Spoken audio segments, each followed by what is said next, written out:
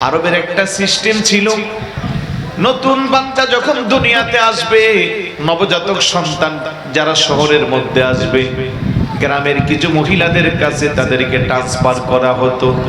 বিনিময়ে গ্রামের অভাবী মানুষগুলো তার বিনিময়ে কিছু আর্থিক সুবিধা পাইত।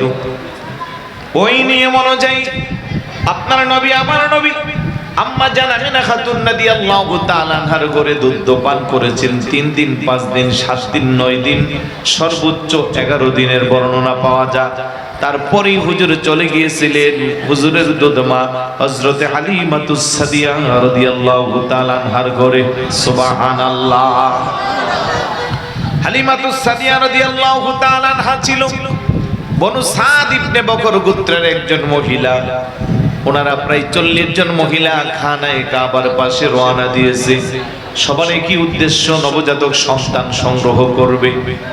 তারা সবাই অভাবী, কিছু যদি তারা হাদিয়া পায় তখন তারা তাদের আর্থিক সচ্ছলতাকে পরিপূর্ণতা আনবে। আর শহরের বাচ্চাগুলোকে গ্রামে ট্রান্সফার করা হতো এই কারণে যে তারা যদি গ্রামের মধ্যে বড় হয়, হৃষ্টপুষ্ট হবে, সুঠাম দেহের অধিকারী হবে, গ্রামের আবহাওয়া ভালো, তাদের মস্তিষ্ক ভালো হবে। আর এই চিন্তা চেতনা তখন ছিল। ইতিহাস বলে যেহেতু আরবে গোত্রে গোত্রে যুদ্ধ লেগে থাকতো। কথা কোন ঠিক কি না? হালিমাতুস সাদিয়া রাদিয়াল্লাহু তাআলা আনহা 39 জন মহিলা, 1940 জন একসাথে বনু সাদ ইবনে বকর গোত্র থেকে রওনা দিয়েছে মক্কাতুল মুকাররমা খানায়ে কাবার পাশে নবজাতক সন্তানের জন্য রওনা দিয়ে দিল। আস্তে আস্তে ওনার পৌঁছতে দেরি হয়ে গেল 3 দিন। কারণ উনি যে সাওয়ারি দিয়ে এসেছিল, উটের মধ্যে উঠেছিল, উটটা ছিল বড় দুর্বল। আর ওনার 39 জন সঙ্গী যারা, তাদের উটের গতি ছিল বড় বেশি। সুবহানাল্লাহ বলবেন না? একসাথে চট্টগ্রাম থেকে ঢাকার উদ্দেশ্যে রওনা দিয়েছে। একজন যাবে প্রাডো গাড়ি দিয়ে, আরেকজন যাচ্ছে কোন রকম নরমাল গাড়ি দিয়ে। আগে পৌঁছবে কে? ভালো গাড়ি যার, সে অবশ্যই আগে পৌঁছবে, তার গতি বেশি থাকবে। হালিমাতুস সাদিয়া রাদিয়াল্লাহু তাআলা আনহা বলে, আমার উট বড় দুর্বল ছিল, আমি খানায়ে কাবার পৌঁছতে পৌঁছতে পৌঁছতে 3 দিন দেরি হয়ে গেল। 3 দিন পরে যাইয়া খানায়ে কাবার চতুর্দিক দিয়ে আমি নবজাতক তালাশ করি। সবাই বলে বনু সাদ ইবনে বকর গোত্র থেকে 39 জন মহিলা এসে পছন্দ মতো বাচ্চা নিয়ে গেছেন। আপনি তো পৌঁছতে দেরি করে ফেলছেন, এখন তো আর কোনো নবজাতক সন্তান নাই। মা হালিমাতুস সাদিয়া রাদিয়াল্লাহু তাআলা আনহা স্বামীরে ডাক ডাকো, স্বামী টাকা লাগবে না, পয়সা লাগবে না, কোন রকম যদি একটা সন্তান পাই। অন্তত 39 জন মহিলা সবাই বাচ্চা নিয়ে গেল, আমি যদি না নিয়ে যাই মান সম্মানের একটা বিষয় আছে, একটু তালাশ করেন, কোন রকম একজন নবজাতক হলেই হবে। তাদের এই অবস্থা দেখে একজন ব্যক্তি বলে, খুব বেশি বুঝি তোমাদের প্রয়োজন? বলে হ্যাঁ, ওই যে একটা ঘর দেখা যায়, ওই ঘরের মধ্যে একটা বাচ্চা আছে, ওই বাচ্চাটা এতিম হয়ে দুনিয়াতে আসছে। এতিম বিদায় কেউ তারে নেয় না, কারণ এতিম বাচ্চা নিলে টাকা পয়সা পাবে না। মা হালিমা বলে, স্বামী টাকা লাগবে না, পয়সা লাগবে না, চলো না গিয়ে যাই, আমরা সন্তানটাকে নিয়ে আনি। বড় করে বলি সুবহানাল্লাহ। যার কথা বলছি উনি আর কেউ না, উনি আপনার নবী আমার নবী, দুজাহানের বাদশা নবী। কথা কোন ঠিক কি না? মা হালিমা বলে, রে জগৎবাসী, আমি যখন হুজুরের বাড়ির কাছে গেলাম, একজন মুরব্বী আমারে জিজ্ঞাসা করে, কোথায় থেকে আসছো? আমি বললাম বনু সাদ ইবনে বকর গোত্র থেকে। কেন আসছো? আমি বললাম নবজাতকের সন্ধানে। কি তোমার নাম? আমি বললাম হালিমা। আর অমনিতি উনি একটা মুস্কি হাসি মারছে, মনে হয় যেন আগ থেকে কেউ আমার ব্যাপারে ওনার কাছে তথ্য দিয়ে রাখছে। আর যিনি এই হাসি দিয়েছেন উনি আর কেউ না, উনি আপনার নবী আমার নবীর দাদা জান হযরতে খাজা আব্দুল মুত্তালিব। বড় করে বলি সুবহানাল্লাহ। মা হালিমা বলে, রে জগৎবাসী, যেই মাত্র আমি গণে প্রবেশ করলাম, হুজুরের আম্মা জানের কুল মুবারকে আমার নবী ঘুমাচ্ছে। আমার নবীজির চেহারা মুবারক দেখে আমি পাগল পারা হয়ে গেলাম। আমার কাছে মনে হইল পৃথিবীর যত সৌন্দর্য আছে সব সৌন্দর্য তো বুঝি আল্লাহ আমার হাবিবের চেহারা মুবারকের মধ্যে দান করেছে। স্বামীরে ডাকটা বললাম, স্বামী পূর্ণিমার চাঁদের চেয়ে আরো বেশি সুন্দর। এটা কোনো সাধারণ সন্তান হতে পারে না। টাকা পয়সা কিছুই চাই না, ওই সন্তানই আমাদের ঘরে চাই। মা হালেমা বলেন, এ জগৎবাসী, হুজুরের আম্মা জানের কোলে যখন আরাম করতেছিল চক্ষুগুলা বন্ধ ছিল, আমি লোভ সামলাতে পারলাম না। হুজুরের শরীরে একটু করে যখন টাচ করলাম, চক্ষু দুইটা খুইলে একটা হাসি দিল, মনে হয় যেন গোলাপের ফুটন্ত কলিগুলো ফুটতেছে। সুবহানাল্লাহ, আল্লাহু আকবার। আমি পাগল পারা হয়ে গেলাম। আমি দৌড়াইয়া আমার নবীকে হুজুরের আম্মা জানের কাছ থেকে বিদায় নিয়া যেই মাত্র আমি আমার উটের মধ্যে বসলাম, আমার উটটা আস্তে করে তার গর্দানটা ঘুরাইয়া খানায় কাবার দিকে দিয়া 3টা সিজদা মারছে। জোরে বলি সুবহানাল্লাহ। আমি খুশিতে আত্মহারা হয়ে গেলাম। স্বামীকে বললাম, স্বামী, আমাদের ভাগ্য পরিবর্তন হয়ে যাবে, এমন এক নবজাতক সন্তান আল্লাহ আমার কোলে দিল। আমার শরীরের সাথে লাগানোর সাথে সাথে আমার দুর্বল শরীরটা সবল হয়ে গেল। সুবহানাল্লাহ। আমরা রওনা দিলাম বাড়ির উদ্দেশ্যে। 3 দিন আগে যে মহিলারা রওনা দিল, কিছুক্ষণের মধ্যেই তাদেরকে অতিক্রম করে তোরে যাচ্ছি। ওই মহিলারা ডাকটা, হালেমা, তুমি বুঝি তোমার উটটারে পরিবর্তন করলা? আমি বললাম, না না না, এটা আমার আগের উট। তারা কোনোভাবেই মানে না, তর্ক লিপ্ত হয়ে গেল। কথা যখন কাটাকাটির পর্যায়ে গেল, হঠাৎ করে আমার উটের জবান খুলে যায়। আল্লাহু আকবার বলেন।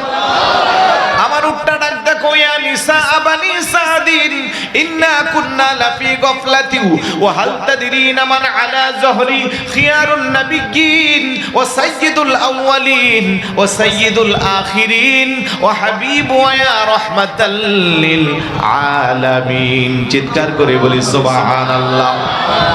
উটের জবান দিয়া ডাকদা করে, বনু সাদ ইবনে বকর গোত্রের মহিলারা, তোমরা তো জানো না আমার মধ্যে কে সওয়ার হয়েছে, তার খবর তোমরা জানো না। তর্কে লিপ্ত হইও না। আমি কোনো নতুন উট না, আমি আমার আগের উট।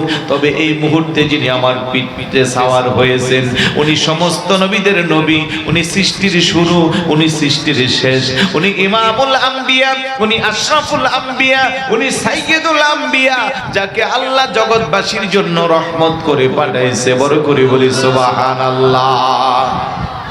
আমার নবী জগৎবাসীর জন্য কি? পিছনে বের আওয়াজ দিয়ে বলুন কি? রহমতে আলম নবী নূরে মুজাসসাম, রহমতে আলম নবী নূরে মুজাসসাম। সাহাবীরা আতরে বানাই ওই নবীজির গাম মোবারক, সাহাবীরা আতরে বানাই।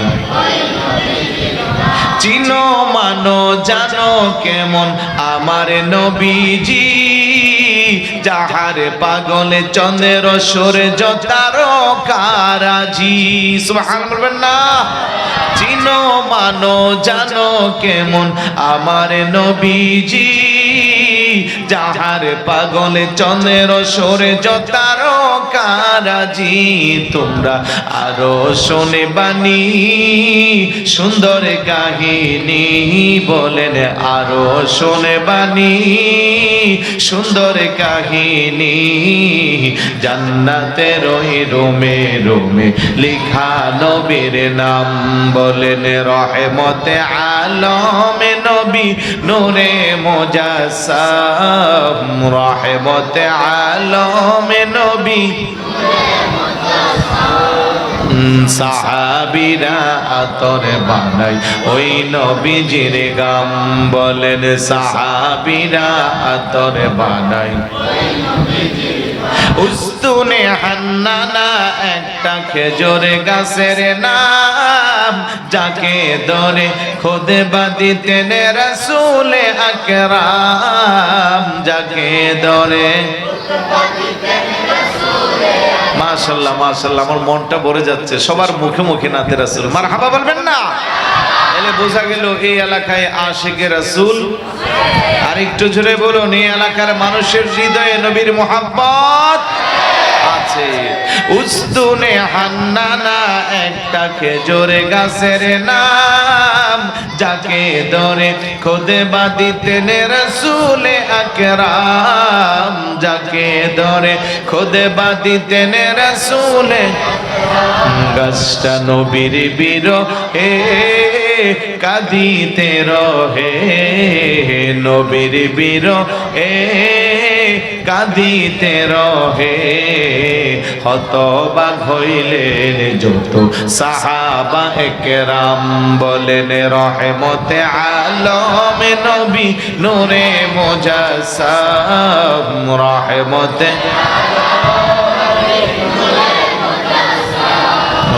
সাহাবীরা আতর বানাই ওই নবীজির গাম, বলেন সাহাবীরা। জোরে বলি মারহাবা।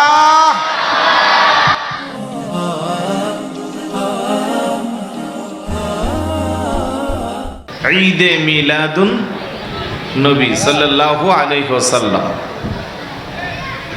আলহামদুলিল্লাহ, সারা বাংলাদেশে প্রত্যন্ত এলাকায় জাঁকজমকভাবে নবী প্রেমিক অলি প্রেমিক যারা, তারা নবীর আগমনের জশ্নে জুলুস পুরো মাস ব্যাপী ঈদে মিলাদুন নবী, আমি বলবো শুধু পুরো মাস না, সারা বছরই আহলে সুন্নাত ওয়াল জামাতের আকীদা যারা হৃদয়ে লালন করে তাদের জন্য সারা বছরই নবীর মিলাদুন নবী। কথা বলেন ঠিক না? বিশেষ করে এই বছর কিছু দায়িত্বশীল ব্যক্তিদের বক্তব্যে নবী প্রেমিকদের হৃদয়ে আঘাত করেছে। কোনো সমস্যা নাই, আমরা যারা ঈদ মিলাদুন নবী উদযাপন করি আমাদের সঙ্গে কোরআন আছে, হাদিস আছে। যুগ যুগ ধরে নবীর সাহাবী আস্তে আস্তে ১৫০০ বছর পর্যন্ত মিলাদুন নবী করেছে, তার প্রমাণও আছে। জোরে বলি আলহামদুলিল্লাহ। সুতরাং দু চারজনের বাধা মন খারাপ করার কিছু নাই। ওনাদের বাধা আর সমালোচনার কারণে বরং আমাদের মাহফিলগুলো আরো আজিমুশান ভাবে হচ্ছে। আলহামদুলিল্লাহ বলবেন না? বাধা তো যুগ যুগে ছিল, এখনো আছে, ভবিষ্যতেও থাকবে। আজ থেকে ৫৪ বছর আগে আওলাদ রাসূল মুর্শিদ বরহক দাদা হুজুর কেবলা হাফিজ কারি আল্লামা সৈয়দ মোহাম্মদ তৈয়ব শাহ রহমতুল্লাহি আলাইহি চট্টগ্রামের বলোয়ার দিঘি খানকা থেকে মাত্র ৪-৫০০ মানুষ নিয়ে জশ্নে জুলুস শুরু করেছিল। ৫৪ বছরের ব্যবধানে আপনাদের চট্টগ্রামের জশ্নে জুলুসে লোকের সংখ্যা মিডিয়ার ভাষ্য অনুযায়ী ১ কোটিরও বেশি। আর একটু জোরে বলি সুবহানাল্লাহ। তাহলে কাহারু সমালোচনায় কি আমাদের মিলাদুন নবী জশ্নে জুলুস মানুষ কমে না বাড়ে? আওয়াজ দিয়ে বলুন, বাড়ে না কমে? সুতরাং তাদের ফতোয়া শোনার আমাদের প্রয়োজন নাই। ঈদে মিলাদুন নবী, ঈদ মানে খুশি, মিলাদ মানে জন্ম, শুভ আগমন, নবী মানে নবী, নবীর শুভ আগমনের খুশি। তো নবীর শুভ আগমনের খুশি উদযাপন নবীর উম্মত করবে না তো করবে কে? কথা বলেন ঠিক না?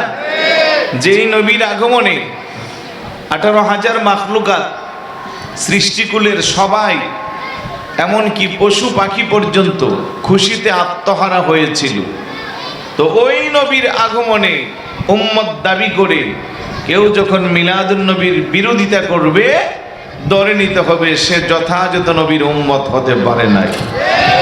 নবীর মুহাব্বত তার হৃদয়ে যথাযথ নাই, থাকলে পরে মিলাদুন নবীর বিপক্ষে কখনো অবস্থান নিতে পারত না। আমরা এমন এক নবীর উম্মত হয়েছি যেই নবীকে সৃষ্টি না করলে আসমান জমিন আরশ কুরসি লৌহ কালাম জান্নাত জাহান্নাম চন্দ্র সূর্য ১৮,০০০ মাখলুকাতের কোনো কিছুই আল্লাহ সৃষ্টি করতেন না। ওই নবীর উম্মত করে আল্লাহ আপনারে আমারে পাঠাইছেন।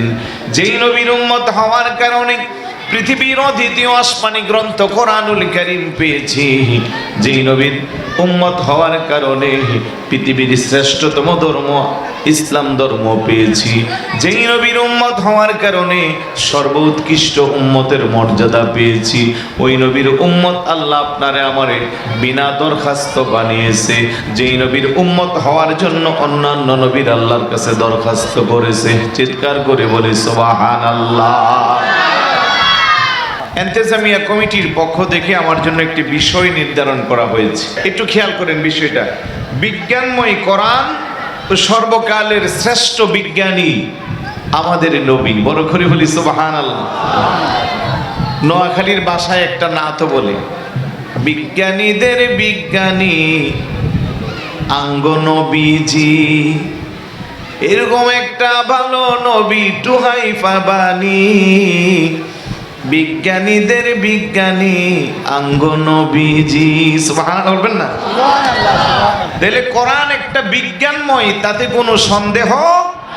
আজকের বিজ্ঞান যত কিছু আবিষ্কার করেছে, বিজ্ঞানকে জিজ্ঞেস করেন কোথায় এগুলো পেয়েছো, বিজ্ঞান এক বাক্যে জবাব দিবে এই সবটুকুন আমরা আখরি জামানার নবী, নবীদের নবী, ইমামুল আম্বিয়া, আশরাফুল আম্বিয়া, সাইয়্যিদুল আম্বিয়ার এক একটা মুআজিজা থেকে আমরা বিজ্ঞানীরা আমাদের বিজ্ঞানের থিওরি আবিষ্কার করেছি। বড় করে বলি সুবহানাল্লাহ।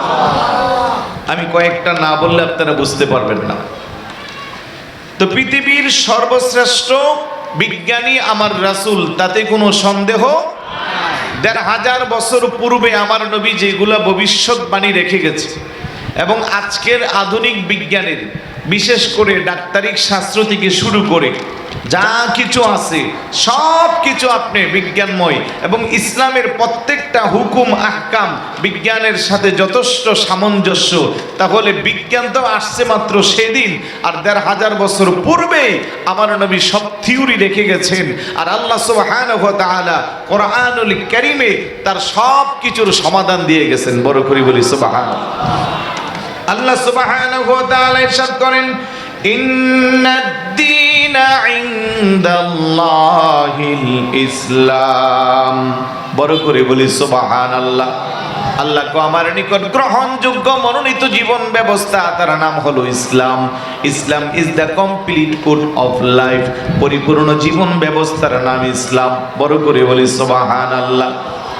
অনেকে মনে মনে ভাবে ইসলাম ছাড়া আল্লাহর কাছে পৌঁছা যাবে, আল্লাহকে পাওয়া যাবে, কিন্তু আল্লাহ বলে ওয়ামাইয়াবতাগি গায়রাল ইসলামি দীনান ফালাইয়ুকবালা মিনহু ওয়া হুয়া ফিল আখিরাতি মিনাল খাসিরিন।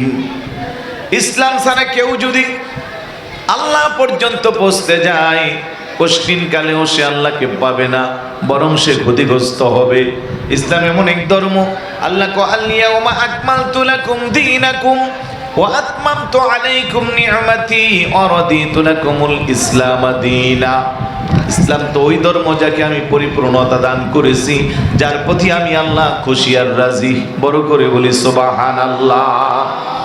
তো ইসলামটা, সেই ইসলামের কোরআন, এটা বিজ্ঞানময়, তাতে কোনো সন্দেহ নাই। আর আমার নবী যে শ্রেষ্ঠ বিজ্ঞানী, তাতেও কোনো সন্দেহ নাই। আমার নবীর মর্যাদা কত বেশি। মাইকেল এইচ হার্ট একজন খ্রিস্টান রাইটার, তিনি পৃথিবীর ১০০ মানুষের জীবনী বায়োগ্রাফি লিখেছেন, দি 100। অনেকের কাছে বইটা থাকতে পারে। ১০০ মানুষের জীবনী লিখতে যাইয়া উনি র্যাঙ্কিং 1, ১ নম্বরে আপনার নবী আমার নবীর নাম রেখে দিয়েছেন। সুবহানাল্লাহ বলবেন না? খ্রিস্টানরা ওনাকে জিজ্ঞাসা করলো, তুমি মুসলমানদের নবীর নাম ১ নম্বরে দিলা, অথচ তুমি একজন খ্রিস্টান, এটা কি করলা? সে বললে, দেখো, আমি যখন এজ এ রাইটার হিসেবে মানুষের জীবনী বায়োগ্রাফি লিখতে বসলাম, মুসলমানদের নবীর সাথে কম্পেয়ার করার মতো কোনো একটা দিক, কোনো একটা সাইট আর কাউকে আমি খুঁজে পাই না। সুবহানাল্লাহ বলবেন না? সর্বদিক দিয়া ওনার সাথে তুলনা করার মতো এই পজিশনের কাউকে পাই না। তুলনার জন্য তো একটা অবস্থান লাগে। মনে করেন কোন একটা পরীক্ষায় ভাইজান পেয়েছে 80, আমি পাইছি 79, তো আপনি মহব্বত করে আমার একবারে ওনার সমান দিতে পারবেন, 2 বারে ওনার উপরে দিতে পারবেন, কিন্তু 40-80 হলে কি তাকে কিছু করা যাবে? তো মাইকেল এইচ হার্ট বলতেছে যে আখিরি জামানার নবীর সাথে তুলনা করার মতো কোনো একটা দিক দিয়ে, এমনকি সমাজের একেবারে লোয়ার ক্লাসের মানুষ থেকে শুরু করে রাষ্ট্রপতি পর্যন্ত প্রত্যেকটা মানুষ আমাদের বাস্তব জীবনে হুজুরের জীবন আদর্শ থেকে শিক্ষা নেওয়ার সুযোগ আছে না নাই? অবশ্যই আছে। উনি বলল যে আমি অনেক চেষ্টা করে কাউকে কম্পেয়ার করতে পারি না, এই জন্য 1 নম্বরে ওনার নামটাই দেওয়া হয়েছে। সুবহানাল্লাহ বলবেন না? উনি একজন খ্রিস্টান, উনি চাইলে এখানে পার্সিয়ালিটি করতে পারত, কিন্তু জাজমেন্ট হিসেবে উনি দেখলো যে আমার নবীর সাথে কারো তুলনা হয় না। আমার ভাইয়েরা বাবারা, শুধু তাই না, ওই বইয়ের 70 নম্বরে আরেকজন খ্রিস্টান জর্জ বার্নার্ড শ, যিনি ইংরেজি সাহিত্যের একজন উচ্চ মাপের বড় রাইটার, উনি আমার রাসূলের ব্যাপারে এত চমৎকার করে ওনার উপনিয়ন দিয়েছেন। আজকে আমরা মুসলমান হইয়া নবীকে চিনি না, নবীর আদর্শ বাস্তবায়ন করি না। জর্জ বার্নার্ড শ সুন্দর করে ওনার ভাষায় উনি বলেন, I believe that if a man like Prophet sallallahu alaihi wasallam were to assume the dictatorship of modern world, he would succeed in solving any problem and peace, prosperity, honesty in the society. সুবহানাল্লাহ বলবেন না? সেও একজন খ্রিস্টান, সে বলে আমি বিশ্বাস করি এখনো গোটা পৃথিবীর কোন সমাজে কোন ব্যক্তি তার পরিবার, তার সামাজিক, তার রাষ্ট্রনীতিতে যদি মুহাম্মদুর রাসূলুল্লাহ সাল্লাল্লাহু আলাইহি ওয়াসাল্লামের জীবন আদর্শকে অনুসরণ করে, সেই সমাজে মারামারি, কাটাকাটি, খুন খারাপি, রাহাজারি, অন্যায় কোনো কিছু থাকবে না। ওই সমাজের মানুষগুলো সুখ শান্তি আর সমৃদ্ধিতে বসবাস করবে। সুবহানাল্লাহ। তাহলে দেখেন তো, খ্রিস্টান হয়ে আমার নবীর ব্যাপারে চমৎকার ওপিনিয়ন। আল্লাহ সুবহানাহু ওয়া তাআলা কি বলে? আল্লাহ বলে, লাকাদ কানা লাকুম ফি রাসূলিল্লাহি উসওয়াতুন হাসানা। অবশ্যই অবশ্যই আমি আমার রাসূলের জীবন চরিত্রে তোমাদের জন্য রেখে দিয়েছি উত্তম উপমা, উত্তম আদর্শ। অর্থাৎ আমরা যারা মুসলমান আছি, আমাদের জীবন কিভাবে চালাবো, বাবা হলে পরে আমার দায়িত্ব কি হবে সন্তানের প্রতি, স্বামী হলে পরে আমার দায়িত্ব কি হবে স্ত্রীর প্রতি, ভাই হলে পরে আমার দায়িত্ব কি হবে ভাইয়ের প্রতি, সমাজের নেতা হলে পরে সামাজিক মানুষের প্রতি আমার কি দায়িত্ব হবে। এক কথা, সমস্ত আদর্শ আল্লাহ আল্লাহর হাবিবের মধ্যে রেখে দিয়েছেন। সুবহানাল্লাহ। আমরা চাইলে হুজুরের জীবন আদর্শ থেকে আমরা শিক্ষা নিতে পারি। কথা বলেন ঠিক কি না? তাতে কোনো সন্দেহ। কিন্তু আজকের সমাজ ব্যবস্থায় দেখেন, মারামারি, কাটাকাটি, খুন খারাপি, রাহাজারি, সন্ত্রাসী, চাঁদাবাজি, ক্ষমতার দখল, আমিত্ব, অহংকার, দাম্ভিকতা, সুদ, ঘুষ, ইয়াবা, বাবা, মাদকদ্রব্য সেবন, নারী নির্যাতন, যৌতুকের দায়ে নারীদের উপরে নিপীড়ন, এগুলো আছে না নাই? একটু জোরে বলুন, আছে না নাই? কম না বেশি? এই সবগুলো সমাজ থেকে দূর হয়ে যাবে যদি যথার্থভাবে মিলাদুন নবীর শিক্ষাকে বাস্তব জীবনে কাজে লাগানো যায়। কারণ আমার হুজুরের মিলাদের পরে ওই জাহিলি যুগের মানুষগুলো তারা কেমন ছিল, হুজুর আসার পূর্বে আরবের ইতিহাস খুঁজে দেখেন, পৃথিবীর সবচেয়ে নিকৃষ্ট জাতিতে তারা রূপান্তরিত হয়েছিল। ইতিহাসের ভাষায় যাকে বলা হয় আইয়ামে, বলেন না আইয়ামে জাহিলিয়া, চরম মূর্খতার যুগ, অন্ধকারের যুগ। ঠিক তখনই আল্লাহ সুবহানাহু ওয়া তাআলা আল্লাহর হাবিবকে জগতে পাঠিয়েছেন, যেই নবী এসেছেন গোটা পৃথিবীবাসীর জন্য আলোকবর্তিকা হিসেবে, নূর হিসেবে। যেই নবী এসে গোমরাহ মানুষগুলোকে হেদায়েত প্রাপ্ত করেছিলেন, অন্ধকার থেকে মানুষ থেকে আলোর দিকে ধাবিত করেছিলেন। যেই সমাজে নারী জাতির কোনো দাম ছিল না, কন্যা সন্তান জন্মগ্রহণ করলে পরে গলায় টিপে টিপে মাটির নিচে জীবন্ত দাফন করা হতো, সেই আম্মাজানের কদমের নিচে সন্তানের জন্য জান্নাত রেখে দিল। সুবহানাল্লাহ বলবেন না? আল্লাহ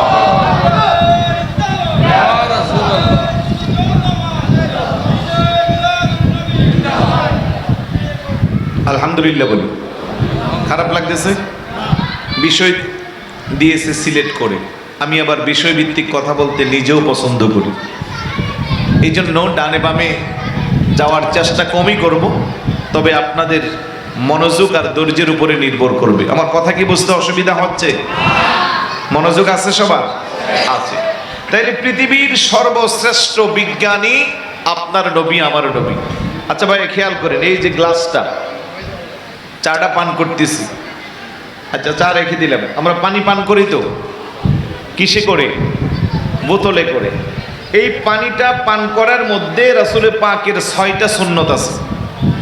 আজকের বিজ্ঞান এই 6টা সুন্নতকে গবেষণা করে বিজ্ঞানের থিওরিতে ওরা বলতেছে এইগুলাই যথার্থ, এর বাহিরের অন্য পদ্ধতি প্রক্রিয়ায় আমরা যা করি ওইগুলো স্বাস্থ্যসম্মত নয়, বিজ্ঞানসম্মত নয়। সুবহানাল্লাহ বলবেন না?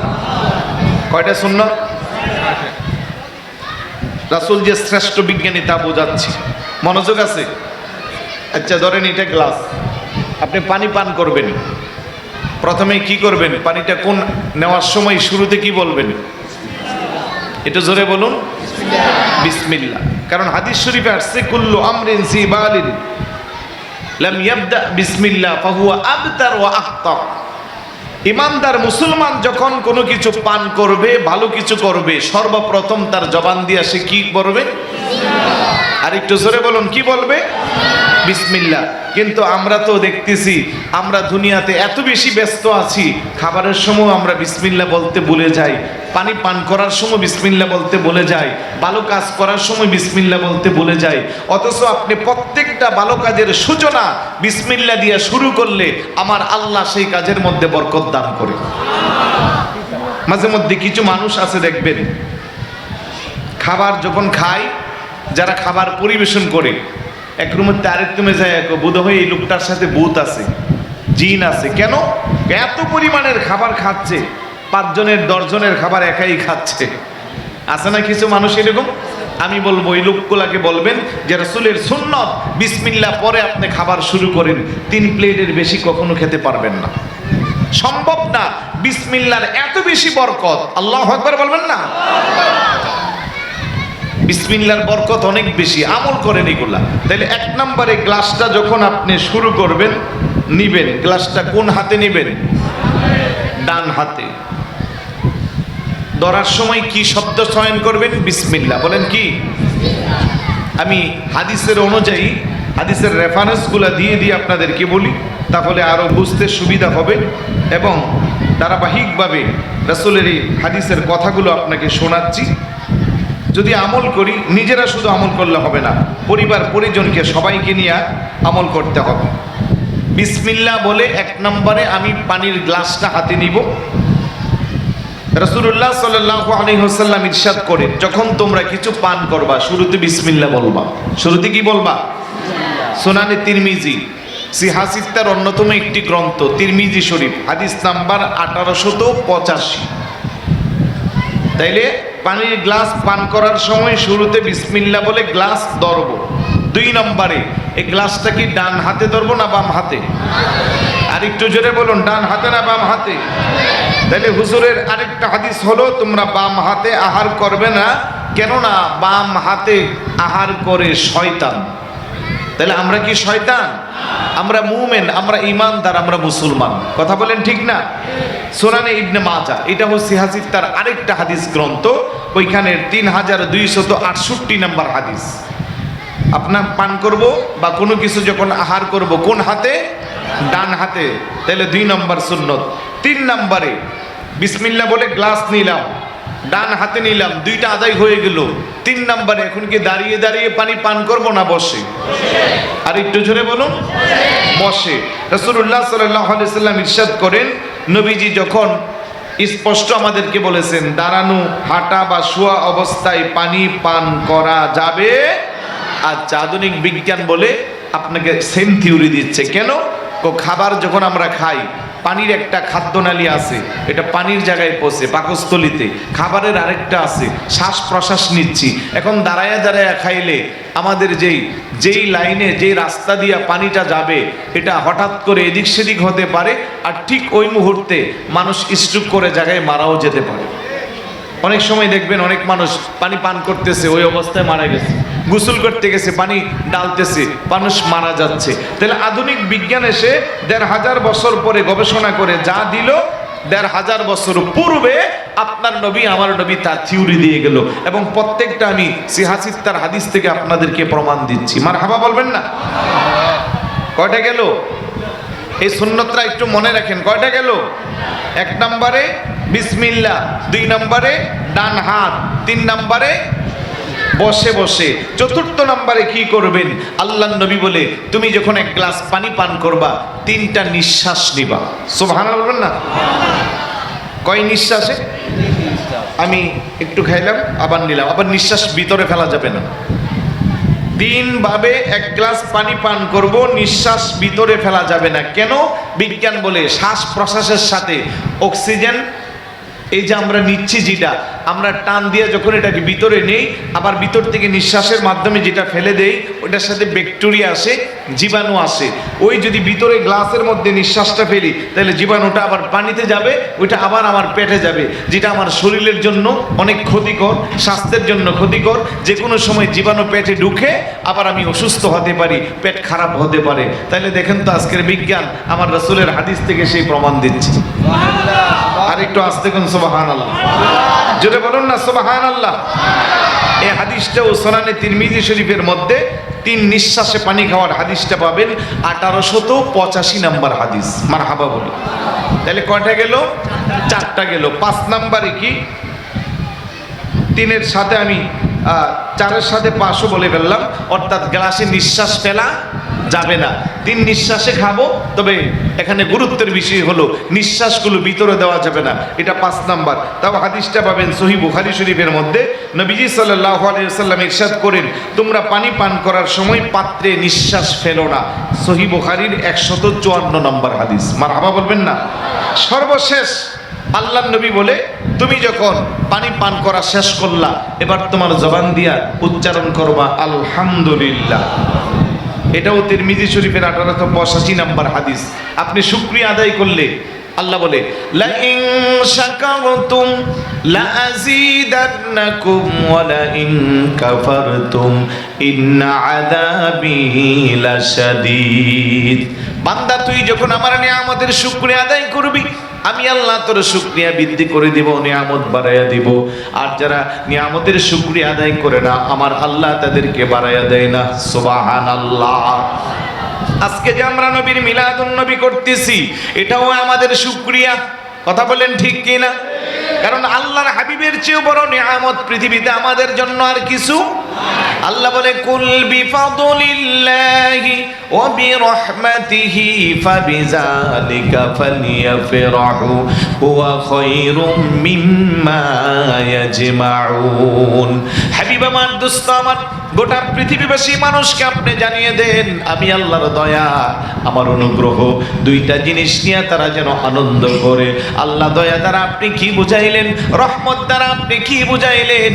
কোরআনুল কারীমের মধ্যে চাইলে তার জবাব পাওয়া যায়। দয়া দ্বারা আল্লাহ আল্লাহর হাবিবকে বোঝাচ্ছে, আল্লাহর হাবিবের চেয়ে বড় দয়া আমাদের জন্য আর কিছু নাই। কথা কোন ঠিক কিনা? কোরআনুল কারীমের 4 নম্বর পারা, হিফজুল কোরআনের 10 নম্বর পৃষ্ঠা, সূরা আলে ইমরানের 164 নম্বর আয়াত আল্লাহ বলে, লাকাদ মান্নাল্লাহু আলাল মুমিনিনা ইয বা'আসা ফীহিম রাসূলাম মিন আনফুসিহিম ইয়াতলু আলাইহিম আয়াতিহি ওয়া ইউযাক্কিহিম ওয়া ইউআল্লিমুহুমুল কিতাবা ওয়াল হিকমা ওয়া ইন কানু মিন ক্বাবলু লাফি দালালিন মুবিন। চিৎকার করে বলে সুবহানাল্লাহ। আল্লাহ বলে, লাকাদ মান্নাল্লাহ, অবশ্যই অবশ্যই আমি আল্লাহ দয়া করেছি, অনুগ্রহ করেছি। আল্লাহু আকবার বলবেন না? আল্লাহর দয়া জমিনে কম না বেশি? একটু জোরে বলুন। যেদিকে তাকাই সেদিকে আল্লাহর দয়া, আল্লাহর নিয়ামত। আল্লাহ কোরআনে বলেন, ওয়া ইন তাউদ্দু নি'মাতাল্লাহি লা তুহসুহা। বান্দারে, এত বেশি নিয়ামত আমি তোদেরকে দান করলাম, আমার নিয়ামত কখনো গুনে গুনে শেষ করতে পারবি না। এবার আল্লাহকে জানতে চাই, আল্লাহ এমন কি নিয়ামত দিয়েছেন, আপনি কাকে দিলেন? আল্লাহ লাকাদ মান্নাল্লাহ, অবশ্যই অবশ্যই আমি অনুগ্রহ করেছি, দয়া করেছি কার প্রতি? আলাল মুমিনিন, মুমিনদের প্রতি। আল্লাহু আকবার বলবেন না? আমরা যারা আজকের মাহফিলে বসলাম, আমরা সবাই কি মুমিন কি মুমিন না? আমাদের ঈমান আছে না না? জোরে বলুন, ঈমান আছে না নাই? ঈমান যাদের আছে তাদের কি বলা হয়? মুমিন। আলহামদুলিল্লাহ বলবেন না? টুপি, পাগড়ি, জুব্বা, আবা কাবা থাকলে তারে মুমিন বলা যাবে না। এই পোশাকে অনেক মুনাফিকও আছে, বোঝার চেষ্টা করেন, আছে না নাই? টুপি, পাগড়ি, জুব্বা, আবা কাবাওয়ালা বহু আছে যারা ঈমান বিক্রি করে দিয়েছে টাকার কাছে। কিন্তু যারা মুমিন, গোটা পৃথিবীর সমস্ত সম্পদ যদি এক পাশে রাখা হয়, একজন মুমিনের ঈমানকে যদি এক পাশে রাখা হয়, ঈমানদারের ঈমানের মূল্য বেশি। আর ঈমানদার কে হবে, মুমিন কে হবে? যার হৃদয়ে যত বেশি আল্লাহর হাবিবের মুহাব্বত থাকবে, সে তত বেশি পাক্কা ঈমানদার হবে। লম্বা দাড়ি আছে, পাগড়ি আছে, জুব্বা আছে, হাতে তাসবিহ আছে, মুখে জিকির আছে, নামের আগে আল্লামা মুহাদ্দিস মুফতি আছে, বড় পুষ্টে বসা আছে, তাকে ঈমানদার বলার সুযোগ নাই যদি আমার নবীর মুহাব্বত যারা পরিমাণে ঘাটতি থাকে। আওয়াজ দিয়ে বলুন ঠিক কি না? তবে মিলাদুন নবী আর মুহররম মাস আসলে আমরা মুনাফিকদেরকে চিনতে পারি। কষ্ট নিচ্ছেন নাকি? মুহররম, রবিউল আউয়াল মাস আসিলে ঈমানদার আর মুনাফিকদের পরিচয় মিলে। ঠিক না? আমার বুঝে আসে না, যেই নবীর উসিলা সব কিছু পেয়েছি, ওই নবীর আগমনকে কেন্দ্র করে মিলাদুন নবী পালন করলে, ঈদে মিলাদুন নবী পালন করলে এই জায়গা কেন ফতুয়া আসবে? আজকে আমাদের সেই জায়গার মধ্যে ফতুয়াও শুনতে জায়েজ কি না জায়েজ, কোরআনে আছে কি নাই, হাদিসে আছে কি নাই। মনে রাখবেন, আহলে সুন্নাত ওয়াল জামাতের আকীদা আমরা যারা বিশ্বাস করি, আমাদের সাথে কোরআন আছে, আমাদের সাথে সুন্নাহ আছে, আমাদের সাথে ইজমা আছে, আমাদের সাথে কিয়াস আছে, তাতে কোনো সন্দেহ। তাহলে মুমিন যারা, আল্লাহ বলে আমি তাদের জন্য দান করেছি। আল্লাহ কি এমন নিয়ামত দিয়েছেন, ও ইসবাসা ফীহিম রাসূলা, আমি তাদের কাছে আমার রাসূলকে পাঠিয়েছি। সুবহানাল্লাহ বলবেন না? কেন পাঠাইলেন? ইয়াতলু আলাইহিম আয়াতিহি, আমি আল্লাহর নিদর্শনাবলী পাঠ করে শোনাবার জন্য। আর কেন পাঠালেন? ওয়াযাক্কিহিম, তাদেরকে পবিত্র করবার জন্য। ওয়াআল্লিমুহুমুল কিতাবা ওয়াল হিকমা, তাদেরকে জ্ঞান আর বিজ্ঞান শিক্ষা দেওয়ার জন্য। ওয়া ইন কানু মিন ক্বাবলু লাফি দালালিম মুবিন, কেননা ইতিপূর্বে তারা সবাই ছিল সুস্পষ্ট গোমরাহি। কথা বলেন ঠিক কিনা? তাহলে কোরআন প্রমাণ করলো আমার নবী আসার আগে আরব জাতি গোমরা ছিল, নবী আসার পরে তারা হেদায়েত প্রাপ্ত হলো, নবী আসার পরে তারা সত্যিকারের সঠিক রাস্তা খুঁজে পাইল। এতদিন যারা চন্দ্রের পূজা, সূর্যের পূজা, নিজের বানানো দেবদেবী মূর্তির পূজা করত, এখন তারা সব ছেড়ে দিয়ে আল্লাহর হাবিবের উপর কালেমা পড়ে মুসলমান হয়ে ইসলামের সুশীতল ছায়ার নিচে আশ্রয় নিয়ে সবাই এখন হয়ে গেল এক আল্লাহর ইবাদতকারী বান্দা। বড় করে বলে সুবহানাল্লাহ। তাহলে আমি বলছিলাম আমার নবী পৃথিবীর শ্রেষ্ঠ বিজ্ঞানময়, তাতে কোনো সন্দেহ। রিমোট কন্ট্রোল আবিষ্কার করেছে বিজ্ঞান, তার পিছনের ইতিহাসটাও আমাদের রাসূলের মুজিজা। আমার ভাইরা বাবারা,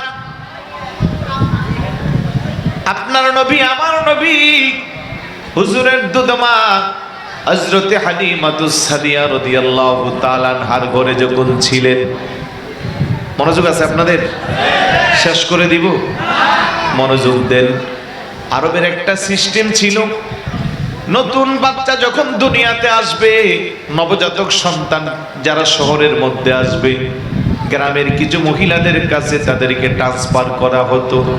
বিনিময়ে গ্রামের অভাবী মানুষগুলো তার বিনিময়ে কিছু আর্থিক সুবিধা পাইত। ওই নিয়ম অনুযায়ী আপনার নবী আমার নবী আম্মা জান আমিনা খাতুন রাদিয়াল্লাহু তাআলা আনহার ঘরে দুধ পান করেছেন 3 দিন, 5 দিন, 7 দিন, 9 দিন, সর্বোচ্চ 11 দিনের বর্ণনা পাওয়া যায়। তারপরে হুজুর চলে গিয়েছিলেন হুজুরের দুধমা হযরতে হালিমাতুস সাদিয়া রাদিয়াল্লাহু তাআলা আনহার ঘরে। সুবহানাল্লাহ। হালিমাতুস সাদিয়া রাদিয়াল্লাহু তাআলা আনহা ছিল বনু সাদ ইবনে বকর গোত্রের একজন মহিলা। ওনারা প্রায় 40 জন মহিলা খানায়ে কাবার পাশে রওনা দিয়েছে। সবার একই উদ্দেশ্য, নবজাতক সন্তান সংগ্রহ করবে। তারা সবাই অভাবী, কিছু যদি তারা হাদিয়া পায় তখন তারা কিছু যখন তারা হাদিয়া পায় তখন তারা তাদের আর্থিক সচ্ছলতাকে পরিপূর্ণতা আনবে। আর শহরের বাচ্চাগুলোকে গ্রামে ট্রান্সফার করা হতো এই কারণে যে তারা যদি গ্রামের মধ্যে বড় হয়, হৃষ্টপুষ্ট হবে, সুঠাম দেহের অধিকারী হবে, গ্রামের আবহাওয়া ভালো, তাদের মস্তিষ্ক ভালো হবে। আর এই চিন্তা চেতনা তখন ছিল। ইতিহাস বলে যেহেতু আরবে গোত্রে গোত্রে যুদ্ধ লেগে থাকতো, কথা কোন ঠিক কিনা? হালিমাতুস সাদিয়া রাদিয়াল্লাহু তাআলা আনহা 39 জন মহিলা, 1940 জন একসাথে বনু সাদ ইবনে বকর গোত্র থেকে রওনা দিয়েছে মক্কাতুল মুকাররমা খানায়ে কাবার পাশে নবজাতক সন্তানের জন্য রওনা দিয়ে দিল। আস্তে আস্তে ওনার পৌঁছতে দেরি হয়ে গেল 3 দিন। কারণ উনি যে সাওয়ারি দিয়ে এসেছিল, উটের মধ্যে উঠেছিল, উটটা ছিল বড় দুর্বল। আর ওনার 39 জন সঙ্গী যারা, তাদের উটের গতি ছিল বড় বেশি। সুবহানাল্লাহ বলবেন না? একসাথে চট্টগ্রাম থেকে ঢাকার উদ্দেশ্যে রওনা দিয়েছে। একজন যাবে প্রাডো গাড়ি দিয়ে, আরেকজন যাচ্ছে কোন রকম নরমাল গাড়ি দিয়ে। আগে পৌঁছবে কে? ভালো গাড়ি যার, সে অবশ্যই আগে পৌঁছবে, তার গতি বেশি থাকবে। হালিমাতুস সাদিয়া রাদিয়াল্লাহু তাআলা আনহা বলে, আমার উট বড় দুর্বল ছিল, আমি খানায়ে কাবার পৌঁছতে পৌঁছতে পৌঁছতে 3 দিন দেরি হয়ে গেল। 3 দিন পরে যাইয়া খানায়ে কাবার চতুর্দিক দিয়ে আমি নবজাতক তালাশ করি। সবাই বলে বনু সাদ ইবনে বকর গোত্র থেকে 39 জন মহিলা এসে পছন্দ মতো বাচ্চা নিয়ে গেছেন। আপনি তো পৌঁছতে দেরি করে ফেলছেন, এখন তো আর কোনো নবজাতক সন্তান নাই। মা হালিমাতুস সাদিয়া রাদিয়াল্লাহু তাআলা আনহা স্বামীরে ডাক দেখো, স্বামী টাকা লাগবে না, পয়সা লাগবে না, কোন রকম যদি একটা সন্তান পাই, অন্তত 39 জন মহিলা সবাই বাচ্চা নিয়ে গেল, আমি যদি না নিয়ে যাই মান সম্মানের একটা বিষয় আছে, একটু তালাশ করেন, কোন রকম একজন নবজাতক হলেই হবে। তাদের এই অবস্থা দেখে একজন ব্যক্তি বলে, খুব বেশি বুঝি তোমাদের প্রয়োজন? বলে হ্যাঁ, ওই যে একটা ঘর দেখা যায়, ওই ঘরের মধ্যে একটা বাচ্চা আছে, ওই বাচ্চাটা এতিম হয়ে দুনিয়াতে আসছে। এতিম বিদায় কেউ তারে নেয় না, কারণ এতিম বাচ্চা নিলে টাকা পয়সা পাবে না। মা হালিমা বলে, স্বামী টাকা লাগবে না, পয়সা লাগবে না, চলো না গিয়ে যাই, আমরা সন্তানটাকে নিয়ে নেই। বড় করে বলি সুবহানাল্লাহ। যার কথা বলছি উনি আর কেউ না, উনি আপনার নবী, আমার নবী, দোজাহানের বাদশা নবী। কথা কোন ঠিক কিনা? মা হালিমা বলে, রে জগৎবাসী, আমি যখন হুজুরের বাড়ির কাছে গেলাম, একজন মুরব্বী আমারে জিজ্ঞাসা করে, কোথায় থেকে আসছো? আমি বললাম বনু সাদ ইবনে বকর গোত্র থেকে। কেন আসছো? আমি বললাম নবজাতকের সন্ধানে। কি তোমার নাম? আমি বললাম হালিমা। আর অমনিতেই উনি একটা মুস্কি হাসি মারছে, মনে হয় যেন আগ থেকে কেউ আমার ব্যাপারে ওনার কাছে তত্ত্ব দিয়ে রাখছে।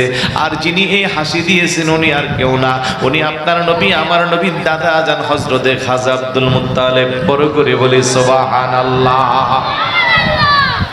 মা হালিমা বলে, রে জগৎবাসী, যেই মাত্র আমি গণে প্রবেশ করলাম, হুজুরের আম্মা জানের কুল মুবারকে আমার নবী ঘুমাচ্ছে। আমার নবীজির চেহারা মুবারক দেখে আমি পাগল পারা হয়ে গেলাম। আমার কাছে মনে হইল পৃথিবীর যত সৌন্দর্য আছে সব সৌন্দর্য তো বুঝি আল্লাহ আমার হাবিবের চেহারা মুবারকের মধ্যে দান করেছে। স্বামীরে ডাকটা বললাম, স্বামী পূর্ণিমার চাঁদের চেয়ে আরো বেশি সুন্দর, এটা কোনো সাধারণ সন্তান হতে পারে না। টাকা পয়সা কিছুই চাই না, ওই সন্তানই আমাদের ঘরে চাই। মা হালিমা বলে, রে জগৎবাসী, হুজুরের আম্মা জানের কোলে যখন আরাম করতেছিল চক্ষুগুলা বন্ধ ছিল, আমি লোভ সামলাতে পারলাম না। হুজুরের শরীরে একটু করে যখন টাচ করলাম, চক্ষু দুইটা খুইলে একটা হাসি দিল, মনে হয় যেন গোলাপের ফুটন্ত কলিগুলো ফুটতেছে। সুবহানাল্লাহ।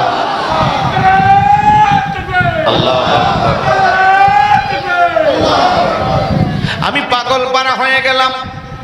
আমি দৌড়াইয়া আমার নবীকে হুজুরের আম্মা জানের কাছ থেকে বিদায় নিয়া যেই মাত্র আমি আমার উটের মধ্যে বসলাম, আমার উটটা আস্তে করে তার গর্দানটা ঘুরাইয়া খানায় কাবার দিকে দিয়া 3টা সিজদা মারছে। জোরে বলি সুবহানাল্লাহ।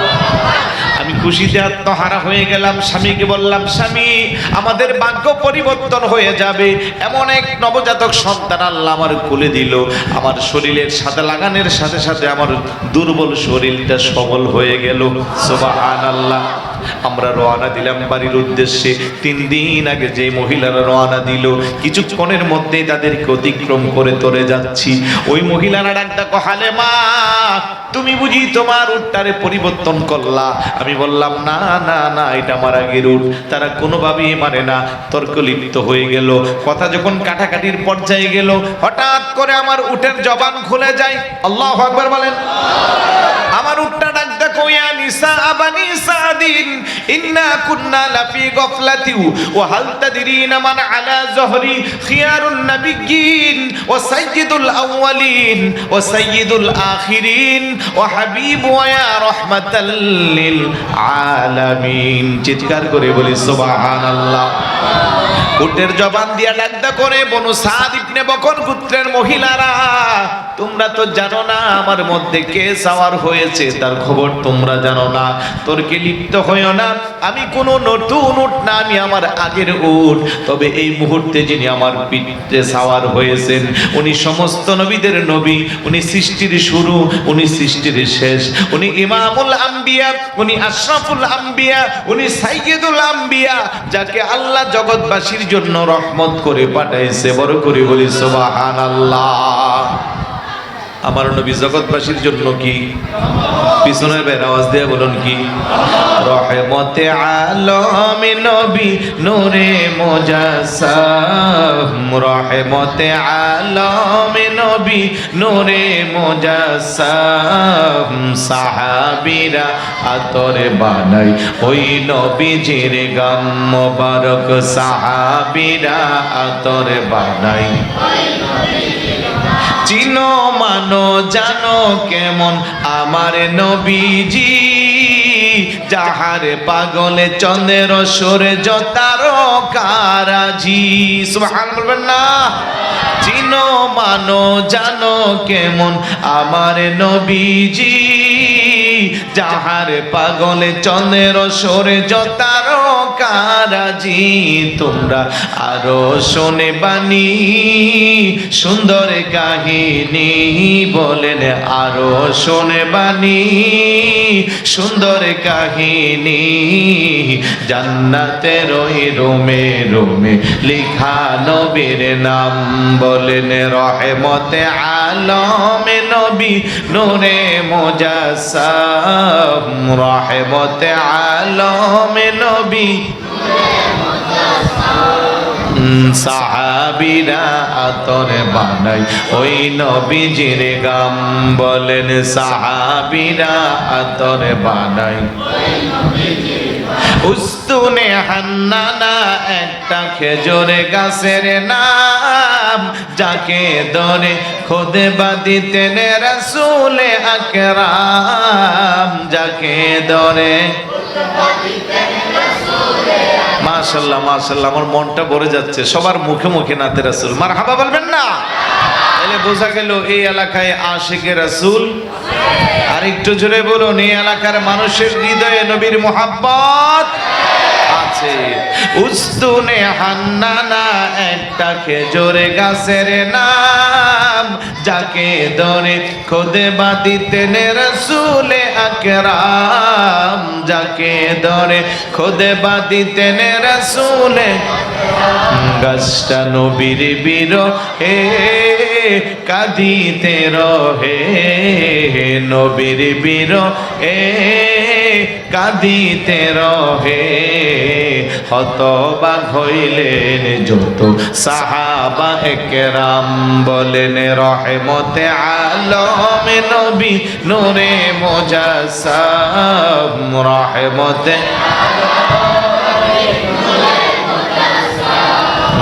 সাহাবা সাহাবীরা আতর বানাই ওই নবীজির গাম বলেন সাহাবীরা জোরে বলি মারহাবা আমার নবীজির গাম মুবারক সাহাবারা কি বানাইতো হুজুরের গাম মুবারক মেশক আম্বরের চেয়ে আরো বেশি সুগন্ধিময় সুবহানাল্লাহ বলবেন না আজকের এই দিনে আমাদের দেশের কিছু হুজুর রাখো নবী আমাদের মতো সাধারণ মানুষ আমি বলবো ওই হুজুরে মাহফিলের স্টেজে যে গেঞ্জিটা পইরা পাঞ্জাবিটা পইরা ওয়াজ করে মাহফিলের পরে বললেন যে আমরা আপনার গ্রান নেওয়া দরকার নাই আপনার গেঞ্জির গ্রানটা আপনি একটু নাগে লাগাইয়া দেখেন কি অবস্থা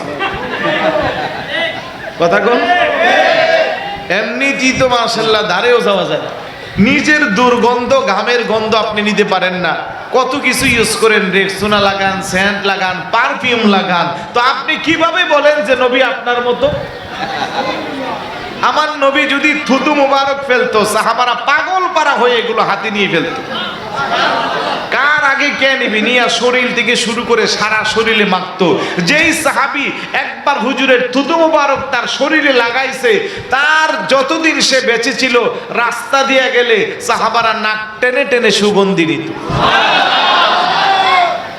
আমার নবী যখন জমিনের মধ্যে হাজত সারতো প্রস্রাব মুবারক পায়খানা মুবারক করত একটু পরে সাহাবারা যায় ওইখানে আর এটা পাইতো না জমিন দুই ভাগ হয়ে যেত হুজুরের প্রস্রাব পায়খানা মুবারক খাওয়ার জন্য সুবহানাল্লাহ বলবেন না আর আপনি সেই নবীর সাথে তুলনা করতেছেন আপনার বড় ভাইয়ের মতো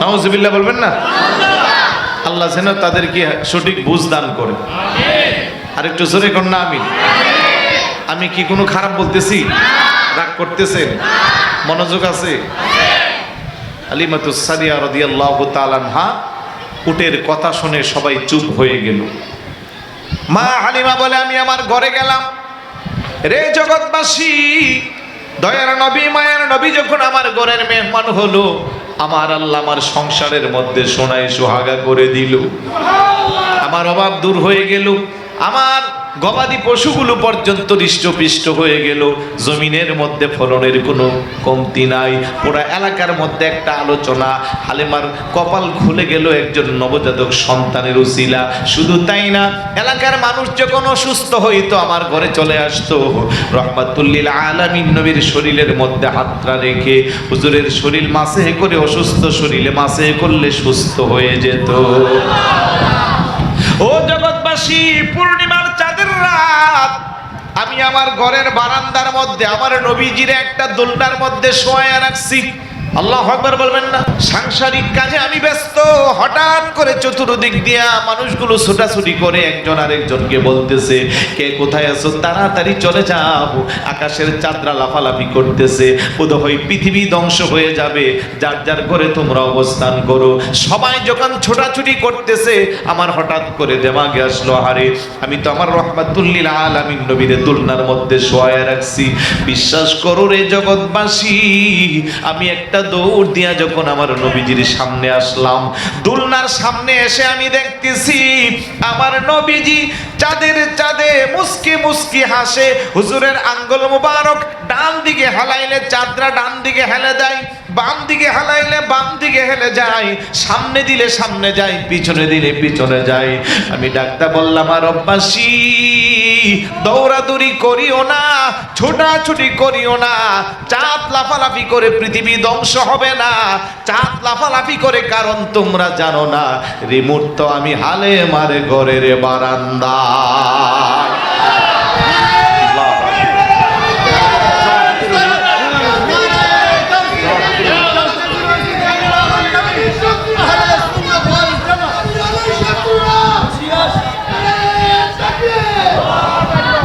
মারহাবা বলবেন না আমার নবী বারান্দা থেকে আঙ্গুল মোবারক নাড়া দে ওই দিক দিয়া আসমানের চাঁদ নড়াচড়া করে আজকের বিজ্ঞানকে যদি জিজ্ঞাসা করেন বিজ্ঞান রিমোট কন্ট্রোল কোথায় থেকে আবিষ্কার করলা তোমরা ইসরায়েলে বসে বসে ফিলিস্তিনে কিভাবে বোমা মারো তার তত্ত্ব জানতে চাই। বিজ্ঞান বলে ১৫০০ বছর পূর্বে জানা ছিল না তোমাদের নবীজির আঙ্গুল মোবারকের ইশারায় চন্দ্র যখন দ্বিখণ্ডিত হয়ে যায়, আঙ্গুল মোবারকের ইশারায় চন্দ্র যখন লাফালাফি করে, তার উপরে গবেষণা করে আমরা রিমোট কন্ট্রোল আবিষ্কার করছি। তোমার ক্ষমতা চলে আসমানে শুধু জমিনে নয়, তোমার ইশারা চন্দ্র আবার দ্বিখণ্ডিত হয়। তোমার মুজিজার কথা কি শেষ করিতে পারি? খেজুরে গাছের ডাল হয়ে যায়, খেজুরে গাছের ডাল হয়ে যায় দাঁড়ালো তরে বাড়ি। আমরা তোমার ভিখারি সবাই, এই অগনবী প্যারা নবী তোমারি দরবার, যেতাই গেলে একবার যেতে চাই মনে বারে বার।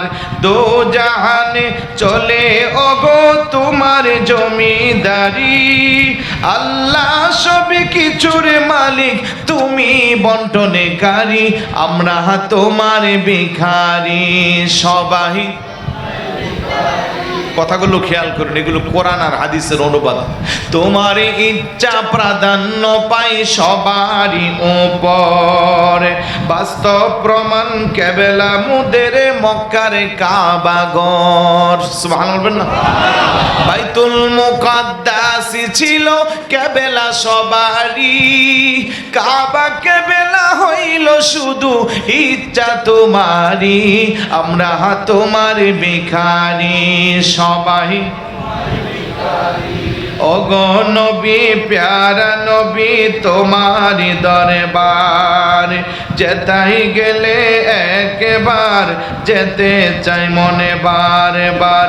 দো জাহানে চলে ওগো তোমার জমিদারি, আল্লাহ সব কিছুর মালিক তুমি বন্টনকারী। আমরা তোমার ভিখারি সবাই। মারহাবা বলবেন না?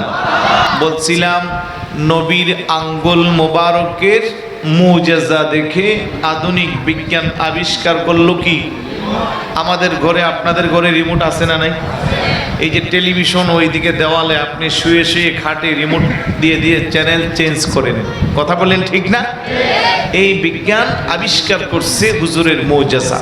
এটা তো একেবারে ছোট কালের মুজিজা। নবুয়ত প্রকাশের পরে আমার নবী যখন কালেমার দাওয়াত দে, আবু জাহেল উতবা সাইবা, আবু জাহেল একদিন কো আসলেও কি তুমি সত্যিকারের নবী? বলে হ্যাঁ। তাহলে আসমানের চন্দ্রকে দ্বিখণ্ডিত করে দেখাও। কোরআনের মধ্যে আছে ইকতারাবাতি সাআতু ওয়া শাক্কাল কমার। বুখারী শরীফের মধ্যে বাবু শাক্কাল কমার, চন্দ্র দ্বিখণ্ডিত হওয়ার অধ্যায়। সুবহানাল্লাহ বলবেন না? আমার নবী বলতেছে আমি কি বলতে হবে হুজুর এই মাত্র হাত উঠাচ্ছে চন্দ্রকে দ্বিখণ্ডিত হওয়ার ইশারা করার জন্য, হাত উঠানোর আগেই চন্দ্র দ্বিখণ্ডিত হইয়া পাহাড়ের দুই প্রান্তে দুই টুকরা পড়ে গেছে। জাবাল আবু কুবাইস নামক একটা পাহাড় আছে খানায় কাবার পাশে, যে পাহাড়কে মোটামুটি কেটে এখন কিছু অংশ আছে হুজুরের বাড়ির পাশে। কারণ অনেক স্থাপনা এই সৌদি গভর্নমেন্ট ধ্বংস করে ফেলতেছে, যেগুলো 200 বছর আগেও ছিল। যেমন জান্নাতুল বাকিতে প্রায় 10,000 নবীর সাহাবীর মাজার ছিল, এগুলো এখন আছে নাই। তাইলে যারা ওই সৌদির মতো জায়গার ভিতরে সাহাবীদের মাজারকে ভাঙতেছে, তাদের উত্তরসূরি এই বাংলাদেশে তাওহীদি জনতা নাম দিয়ে ওলি আল্লাহদের মাজার ভাঙতেছে। কথা বলেন ঠিক কি না? আমরা কোন রাজ্যে বসবাস করি, যাদের মাধ্যমে ইসলাম পেয়েছি, ওলি আল্লাহরা এই দেশে ইসলাম এনেছে, তাতে কোনো সন্দেহ আছে? ওই ওলি আল্লাহদের মাজার ভাঙতেছে এখন, আরো নাম দিচ্ছে তাওহীদি জনতা। তাওহীদি জনতার স্লোগানে যারা ওলি আল্লাহদের মাজার ভাঙে, মসজিদের উপরে হামলা করে, মানুষকে কবর থেকে উঠায়া পুরায়া হিন্দুয়ানা জারি করে, তাদের সাথে সুন্নি মুসলমানের কোনো সম্পর্ক। আপনি কোন অধিকারে কবর থেকে লাশ উঠাবেন? কবরে যে যাকে কবরস্থ করা হলো, আপনাদের দৃষ্টিতে বা আমাদের সবার দৃষ্টিতে উনি যদি পাপী হয়, ওনার বিচার করবে কে? আর একটু জোরে বলুন। কোনো মুসলমান মুসলমানের লাশ পুড়তে পারে? মুসলমান অন্য কারো লাশও পুড়তে পারে? বদরের যুদ্ধে আবু জাহেল, উতবা, সাইবা, নামি দামি বড় বড় কাফেররা, তাদেরকে হত্যা করা হলো। সাহাবারা আসলো, ইয়া রাসূলুল্লাহ লাশগুলো কি করব? হুজুর বলল, ওই ময়লা আবর্জনা যুক্ত জায়গার মধ্যে একটু গর্ত করে ওই জায়গা তাদেরকে পুঁতে ফেলো। কেন? তাদের চেয়ে বড় শত্রু ইসলামের আর কেউ ছিল? যারা আমার রাসূলকে কষ্ট দিয়েছে তাদের চেয়ে বড় শত্রু আর কেউ ছিল? তাদেরকে তো আগুনে পোড়ানোর কথা বলা হয় নাই। তাহলে আপনারা তৌহিদি জনতা নাম দিয়া কেন মানুষকে কবর থেকে উঠায় পোড়াবেন? তার অপরাধ হলে তার শাস্তির তাকে কে দিবে? হ্যাঁ, জমিনে থাকা অবস্থায় আপনারা চাইলে আইনের মাধ্যমে, আপনারা চাইলে বিভিন্ন ব্যক্তিবর্গের মাধ্যমে তার বিচার করতে পারতেন। সে যদি অন্যায় করে কবরে শোয়ানোর উপরে আপনি যে মুসলমানকে উঠাইয়া পুরে দিলেন, গোটা বিশ্বের বুকে মুসলমানদেরকে জঙ্গিতে রূপান্তরিত করলেন। কথা বলেন ঠিক কিনা? অথচ মুসলমান শান্তির ধর্ম, বাংলাদেশ শান্তিপ্রিয়, বাংলাদেশের মানুষ সুফিবাদের ইসলামী বিশ্বাসী। এই দেশের প্রত্যন্ত ইঞ্চি ইঞ্চি মাটিতে ওলি আল্লাহদের অবদান আছে না নাই? তাহলে ওলি আল্লাহর মাজার ভাঙ্গার স্বপ্ন দেখেন না। আজ থেকে 800 বছর পূর্বের ইতিহাস দেখেন। শাহজালাল ইয়ামানি রহমতুল্লাহ আলাইহি যখন এই দেশে এসেছিল মাত্র 12 ঘর মুসলমান ছিল। কয় ঘর? আজকে কালের বিবর্তনে বাংলাদেশে 14 কোটিরও বেশি মুসলমান। আপনি ভূমি অফিসে যান, কাগজপত্র নথিগুলা উঠান, প্রত্যেকের নামের পূর্বে 800 বছর পূর্বে শ্রী শ্রী শব্দ ছিল। এই শ্রী কেটে নামের আগে মোহাম্মদ লাগাইলো কারা? জবাব আসবে আল্লাহর ওলিরা। কথা বলেন। এই দেশে মসজিদ আছে, মাদ্রাসা আছে, মাদ্রাসায় পড়ে তৌহিদি জনতা হন, মসজিদে চাকরি করে মসজিদের মাইকে এলান দিয়ে ওলি আল্লাহদের মাজার ভাঙ্গেন। মনে রাখবেন, আপনাকে যারা মসজিদওয়ালা বানিয়েছে, আপনাকে যারা মাদ্রাসাওয়ালা বানিয়েছে, তারাই মাজারে শুয়ে আছে। কথা বলেন ঠিক কিনা? আপনি বলবেন মাজারে বন্ডামি হয়, বন্ডের বিরুদ্ধে আমরাও আছি। যেখানে শরীয়ত বিরোধী কাজ হবে ওই কাজগুলোকে বন্ধ করব। তাই বলে যিনি মাজারে শুয়ে আছে ওনাকে আমরা আঘাত করতে পারবো? আর একটু জোরে বলুন, পারবো? মাজার নাইকার মাজার আছে, হক্কানি রব্বানি ওলি আল্লাহ যারা, নবীর সাহাবী যারা, নবী পয়গম্বর যারা, তাদের মাজার আছে। মাজার নাইকার ফেরাউনের নাই, নমরুদের নাই, বড় বড় কাফেরদের নাই। কথা বলেন ঠিক কিনা? সুতরাং মাজারের বিরুদ্ধে অপতৎপরতা চালিয়ে সুন্নি মুসলমানের হৃদয়ে কষ্ট দিবেন না। বন্ডের বিরুদ্ধে আমরাও আপনার সাথে আছি। বন্ডামি মুক্ত করতে যাইয়া আপনি কি নিজের নাকের ডগায় যদি ময়লা থেকে উঠে একটা মাছি বসে, আপনি কি মাছি তাড়াইবেন না নাক কেটে ফেলে দিবেন? বলেন না। ময়লা থেকে মাছি উঠতে নাকের ডগায় বসছে, এখন কি সুগন্ধ না দুর্গন্ধ? বলে নাকটা যেহেতু নাকের আগায় যেহেতু ময়লা নিয়ে বসছে, নাকটা কেটে ফেলি। কি করবেন? মাছি তারাইয়া নাক ভালো করে ওয়াশ করবেন, আতর লাগাবেন, সেন লাগাবেন। কথা কোন ঠিক না? কিন্তু আমরা তো ওই পর্যায়ে গেছি গা, আমরা নাক কেটে ফেলে দেওয়ার মতো হয়ে গেছি। নাক কেটে ফেললে তো আমার অস্তিত্ব নিয়ে টানাটানি হবে। তো যাদের উসিলায় দেশে ইসলাম পেয়েছি তাদের মাজার ধ্বংস করার স্বপ্ন দেখিয়েন না, তাহলে ভবিষ্যৎ বেশি একটা ভালো হবে না। কথা বলেন। আমরা তো দেখেছি শাহজালালের মাজার লাইতে ভেঙে ফেলবে হুমকি দিয়েছিল। এমনও শুনেছি মরার আগে পা নিয়ে কবরে যেতে পারে নাই, কবর যাওয়ার আগেই পা কেটে ফেলে দেওয়া হয়েছে। কথা বলেন। এবং এই গত বছরও একজন একটা মাজারে আক্রমণ করেছিল, দেখলাম তার 2 পা এমন এক রূপ তার সৃষ্টি হয়েছে আর হাঁটতে পারে না। কারণ আল্লাহ বলে, মান আদালি ওয়ালিয়ান ফাকাদ আযানতুহু বিল হারবি, যারা আমার ওলিদের সাথে বিরুদ্ধচারণ করবে তাদের বিরুদ্ধে আমি আল্লাহ যুদ্ধ ঘোষণা করে দিব। তাইলে আমাদের এত টেনশনের দরকার নেই। তবে আমরা হক্কানি রব্বানি ওলি আল্লাহর মাজারে কেউ হাত দিলে আমরা তাদের সে হাত ভেঙে দিব ইনশাআল্লাহ। মিলাদুন নবীর সফিয়া বিনতে আব্দুল মুত্তালিব হুজুরের ফুফি আম্মা, শাওয়াহিদুন নবুয়ত কিতাবের মধ্যে আসছে, নবী দুনিয়াতে আসলো, কারোর সাথে কোনো কথা নাই, বার্তা নাই, মাত্র আসছে, অমনেতি আল্লাহর কুদরতি কদমে জমিনে সিজদায় পড়ে গেছে। সুবহানাল্লাহর আওয়াজে বোঝা যা, শেষ করে দিলে ভালো। তো জোরে বলি না সুবহানাল্লাহ। তার মানে আপনাকে আমাকে মেসেজ দিল, উম্মত তোমরা যারা আমার মিলাদুন্নবী করবা, আমার মিলাদুন্নবী থেকে তোমাদেরকে শিক্ষা নিতে হবে। কি শিক্ষা? যে আমি দুনিয়াতে এসে আমার মিলাদের পরেই আমি আল্লাহকে সিজদা দিছি, সুতরাং তোমরাও সিজদা দাও। সুবহানাল্লাহ না? আর তোমরা সিজদা দেওয়ার জন্য আমি একটা পদ্ধতি রেখে দিয়েছি, প্রক্রিয়া রেখে দিয়েছি, আর সেই পদ্ধতির নাম হলো নামাজ। বলেন নাকি? আর একটু জোরে বলুন, নামাজ। এখন বলেন, এই মিলাদুন্নবী করলেই চলবে না নামাজ পড়তে হবে? আওয়াজে বোঝা যায় সবাই পড়বেন না। মিলাদুন্নবীর হক তখনই আদায় হবে যখন 5 ওয়াক্ত নামাজ আমরা সবাই আদায় করব। কথা বলেন ঠিক কি না? তাইলে নামাজ পড়ব কয় ওয়াক্ত? মেরাজেতে গেলেন নবী, বোরাকেতে চড়ে, 5 ওয়াক্ত নামাজ আনলেন উম্মতেরই তরে। কয় ওয়াক্ত? নামাজ ছেড়ে দিলে বান্দা পাবে না কো পার, রহমতে আলমে যিনি উম্মতে সরকার। একই দিলেন আল্লাহ মুদের কেমন উপহার, একই দিলেন রহমতে আলম তিনি উম্মতে সরকার, রহমতে আলম যিনি। তাহলে নামাজ পড়ব কয় ওয়াক্ত? কয় দিনে? আরেকটু জোরে বলুন, কয় দিনে পড়বেন তো সবাই? আল্লাহ যেন কবুল করে বলুন আমিন। আরেকটু জোরে বলুন আমিন।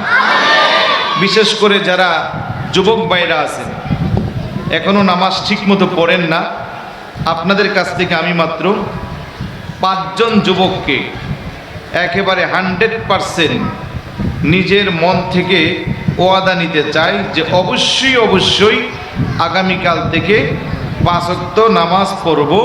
কোনোভাবে শয়তানের চক্রান্তের শিকার হয়ে, বন্ধুদের দুষ্ট বন্ধুর চক্রান্তের শিকার হয়ে, কিংবা অন্য কোনো ঝড় ঝামেলায় মিশ্রিত হয়ে নামাজ আমি কোনোভাবেই ছাড়ব না। এরকম শুধু আজকের মাহফিল থেকে আমি 5 জনকে চাই যারা অবশ্যই অবশ্যই নামাজ পড়বেন। এরকম 5 জন হাত উঠান দেখি।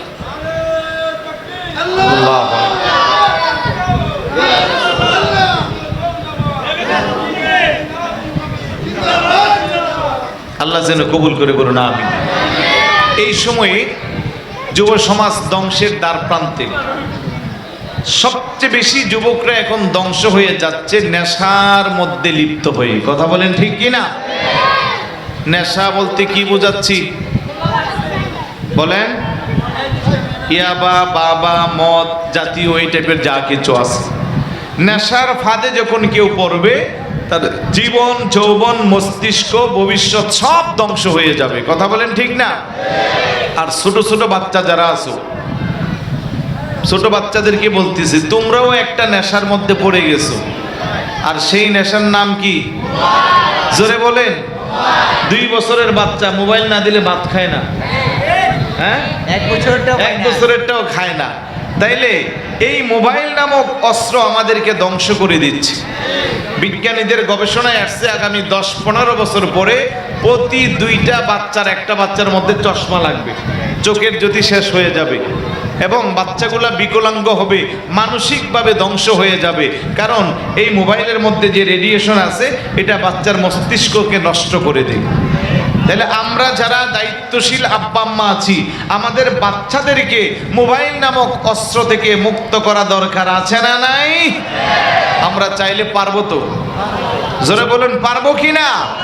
অবশ্যই পারবো। আমরা বাচ্চাদের পিছনে একটু সময় দিব। অন্যান্য প্রাকৃতিক ন্যাচারাল কিছু খেলনা আছে, ওইগুলো দিয়ে যদি সে খেলনা করে তার ব্রেন বিকশিত হবে। কিন্তু এই মোবাইলের মধ্যে তারা আটকা রাখলে তার জীবন কিন্তু ধ্বংস হয়ে যাবে। তাই বাচ্চাদেরকে বলবো, তোমরা কি মোবাইল নিয়ে খেলবা নাকি বাবা মার কথা শুনবা? হ্যাঁ, অনেকগুলো বাচ্চা আজকে সামনে বসা, আলহামদুলিল্লাহ বলবেন না?